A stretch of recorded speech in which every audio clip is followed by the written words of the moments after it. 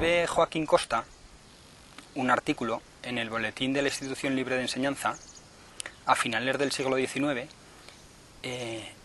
sobre el aragonés ribagorzano. Es un artículo que suscita mucho interés dentro de la romanística europea, porque si bien se tenía constancia de estudios sobre el aragonés medieval, no existían datos sobre lo que es el aragonés moderno. Entonces, a raíz de este artículo, Morel Fatio decide, los franceses, enviar a una persona, a un filólogo, para que estudiase lo que se hablaba aquí en el Alto Aragón. Morel Fatio, importante lingüista francés, que empezó a mostrar interés por las hablas vivas del Pirineo español y en concreto por estas lenguas ribagorzanas. Para que estudiara sobre el terreno este asunto, mandó a su principal o a su mejor o su discípulo preferido, que era justamente Jean-Josep Saroyandi. A investigar y hacer encuestas sobre qué es lo que se hablaba en la actualidad en el Alto Aragón. En el año 1896 llega Saroyandi a Graus, que es a donde le había dicho Joaquín Costa pues que tenía que ir, a Casa San Blancat, para hacer encuestas y preguntar. Para preparar la visita de Saroyandi a Graus, Morel Fatio escribió a Costa y este movilizó a la juventud grausina y a su grupo, el grupo costista, que en ese momento era muy activo en Graus y que tenía una actitud de defensa y de uso del ribagorzano en esos años, para que Saroyandi se encontrara a gusto y pudiera realizar ampliamente su trabajo.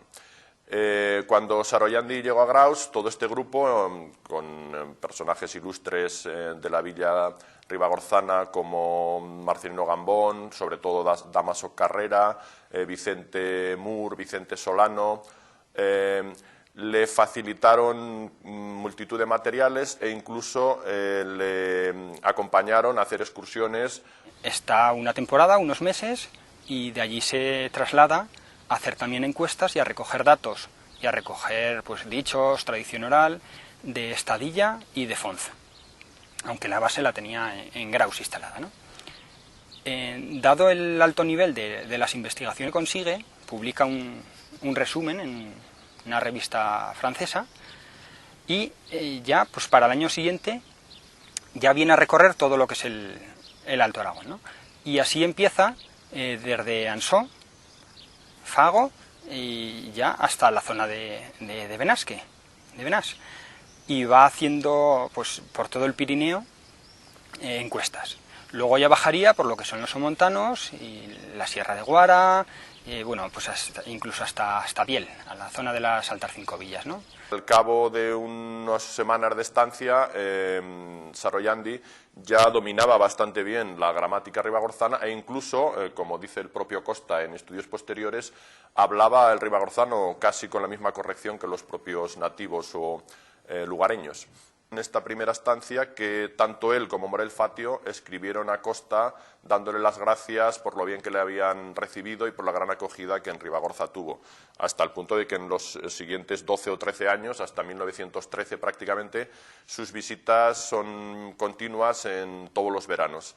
A partir de 1913 ya se dedica más a estudiar el vasco y abandona un poquito más la zona de Ribagorza, pero durante prácticamente una década larga, todos los veranos, Saroyandi acude a Ribagorza, visita los pueblos en las condiciones que hemos dicho y va recopilando una serie de materiales que él va almacenando en diferentes cajas, sobre todo son fichas y blogs con trabajo de campo. Los materiales que hemos recogido en el libro que acabo de publicar son todos los materiales que Jean-Josep Saroyandi deja en la Universidad de Burdeos. Bueno, hay que aclarar que no los deja él, sino que los deja su mujer una vez que muere.